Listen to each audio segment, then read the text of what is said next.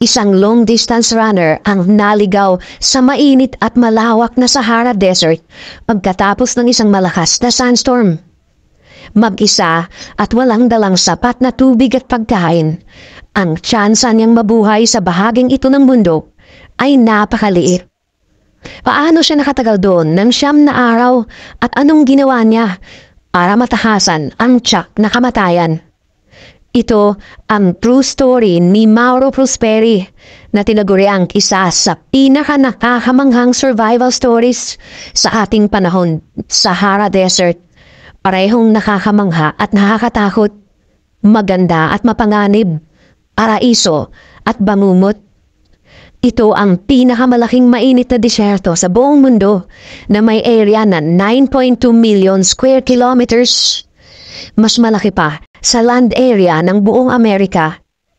Ang average temperature dito ay 38 degrees Celsius, lampas sa normal body temperature nating mga tao, na minsan ay umaabot ng lampas sa 40 degrees hanggang 47 degrees kapag summer.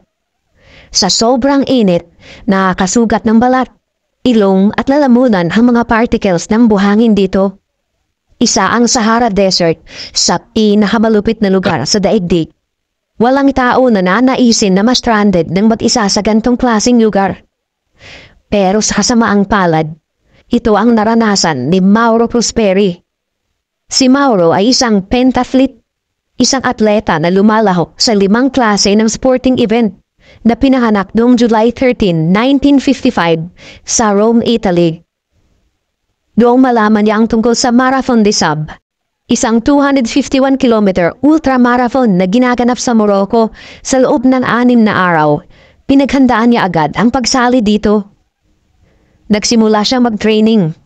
Tumatakbo siya ng 40 kilometros araw-araw at binawasan niya ang pag-inom ng tubig para masanay ang katawan sa pakiramdam ng dehydration na karaniwang nangyayari kapag nasa mainit na lugar ang isang tao.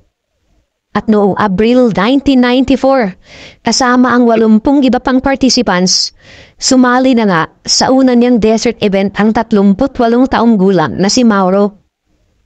May 6 na stages ang marathon, kaya 6 na araw din tumatagal. Isang station kada araw. May dalang sariling supply ng pagkain, damit, sleeping bag, compass, portable stove, emergency kit at isang signal flare sa kanilang backpack ang bawat kalahok. At binibigyan sila ng supply ng tubig sa bawat station checkpoint. Nagsimula ang pagtakbo sa Foum Squid, Morocco noong Abril 10, 1994. Sabay-sabay ang lahat ng participants sa bawat pagsisimula ng pagtakbo sa umaga. Pero dahil kukunti lang sila at may kanya-kanyang bilis o bagal, lumalabas na tumatakbo ng mag-isa ang bawat participant. Sa unang 3 araw, naka 96 kilometers na ng natakbong terrain si Mauro. Binubuo ito ng mga salt beds, mabatong mga lupa at sand dunes. Noong ika-4 na araw, April 14, kung saan may pinakamahabang tatakboy ng bawat kalahok, 85 kilometers. Dito nagsimula ang matinding paghihirap ni Mauro Prosperi. Lampas ng tanghali, malayo na ang natakbo niya at nasa ika-4 na pwesto siya. Umabot sa 46 degrees ang temperatura noong araw na yun. At dahil sa tindi ng sinag ng araw sa buhangin, unti-unting namuo ang isang sandstorm. Hanggang sa maging napakatindi at lakas nito.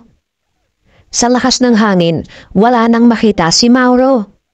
Pero dahil ayaw niyang masira ang momentum niya at dahil naisip din niya na kung titigil siya, baka matabunan siya ng sandstorm, nagpatuloy siya sa pagtakbo.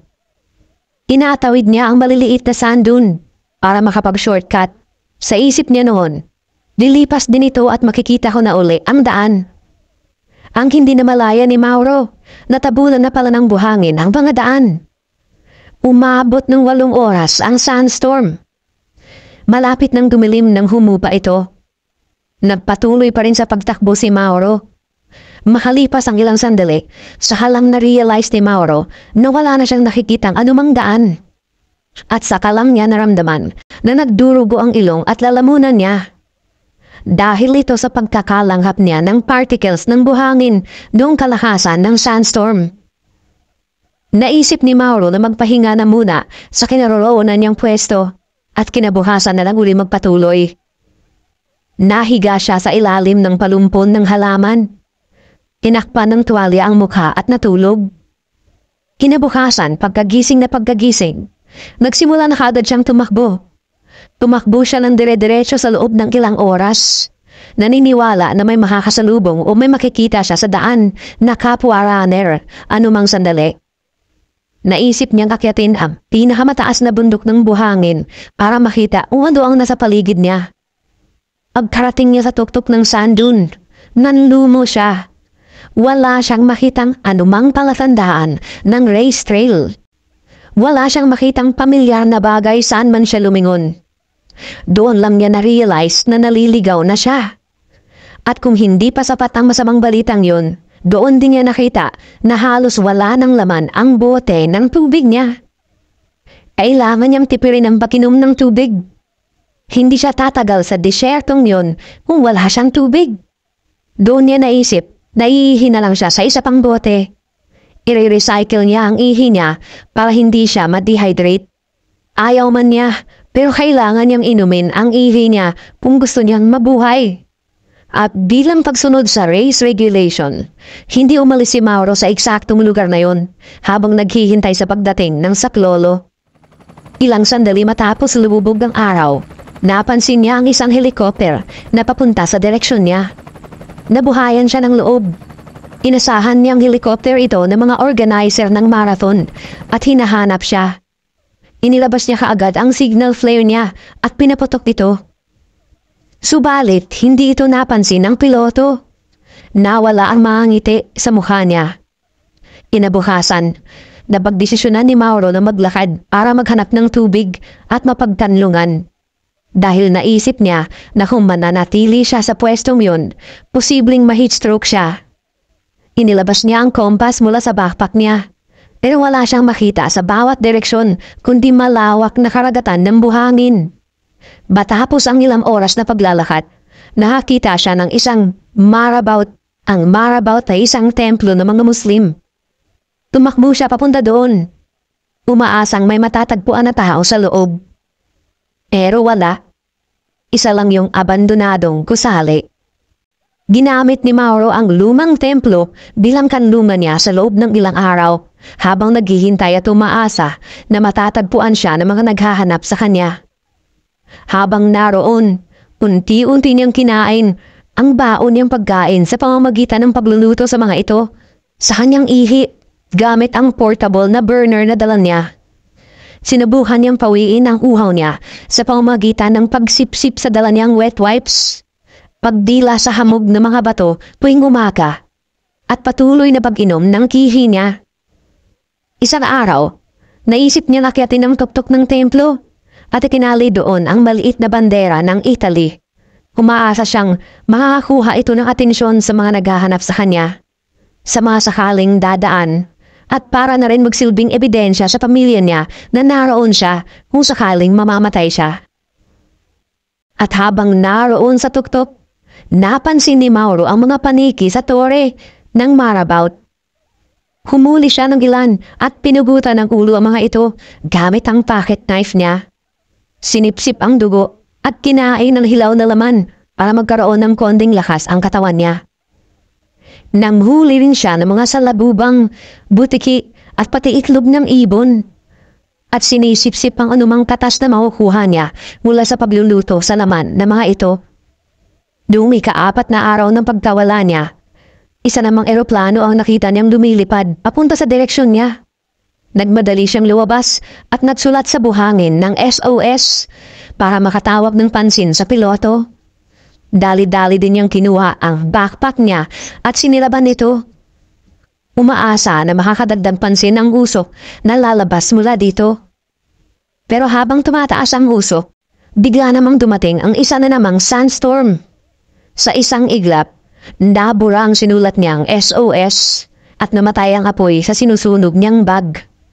12 oras ang lumipas bago humupa ang bagyong buhangin. Parang pinagbagsakan ng langit at lupa si Mauro. Stranded pa rin siya sa disyertong yun. Gumuho na ang pag-asa niya na maliligtas pa siya.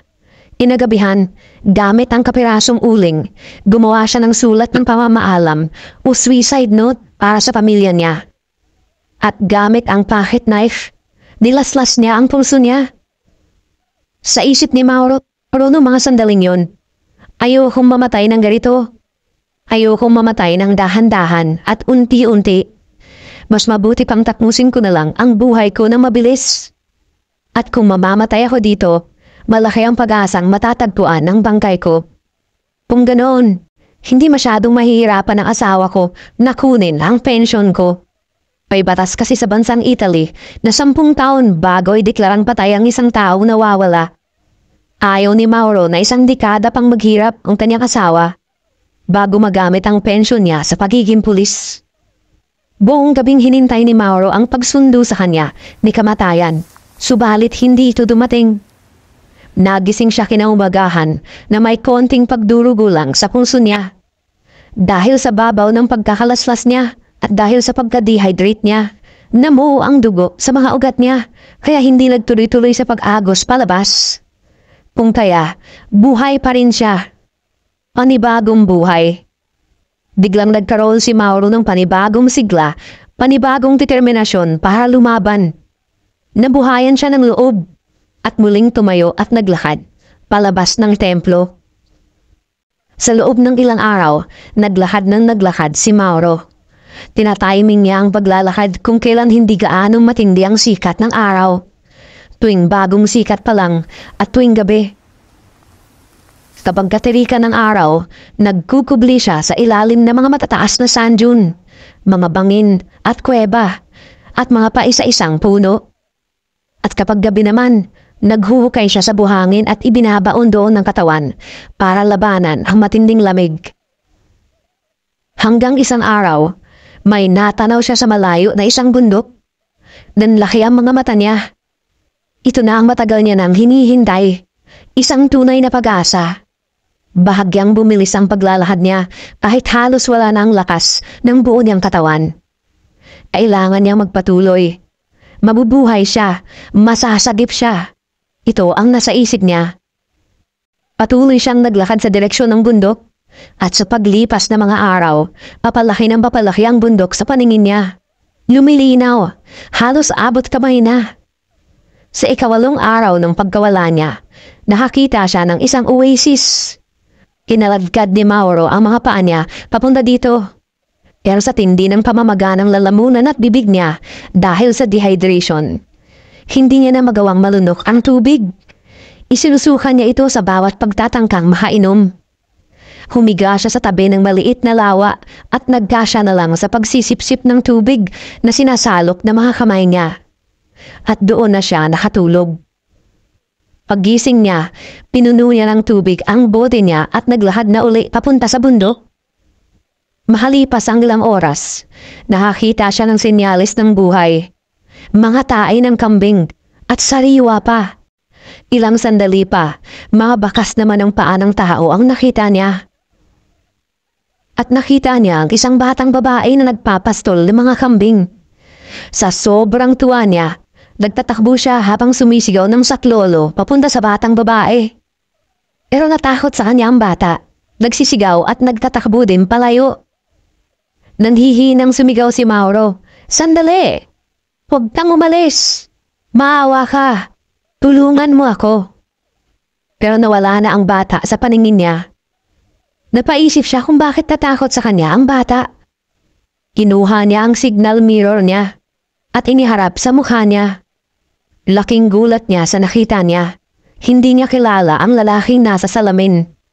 Isa itong butot balat. Lubog ang mga mata na parang bangkay. Halos kalansay na. Pero hindi nawala ng pag-asa si Mauro. Sinundan niya ang mga bakas ng bata. At mahalipas ang ilang sandali, nakita niya ang isang grupo ng mga nomad na Tuareg sa isang maliit na oasis. Inalagaan siya ng mga babaeng Tuareg sa loob ng kampo. Binigyan ng maiinom at makakain. Pero isinukalam ni Mauro ang lahat. Isinakay siya ng mga lalaki sa isang camel at dinala sa pinakamalapit na baryo. Doon kinuha siya ng mga military police at dinala sa military base. Pero hindi pa natatapos ang mga paghihirap ni Mauro Prosperi. Pagdating sa base militar, iniringan siya at ininterrogate ng otoridad sa pag-aakalang isa siyang Moroccan spy. Nang makumpirma ang identity niya, saka lang siya dinala sa ospital. Doon nalaman ni Mauro na wala na pala siya sa Morocco kundi nasa bansang Algeria na. 289 kilometers ang layo mula sa kung saan ginanap ang marathon.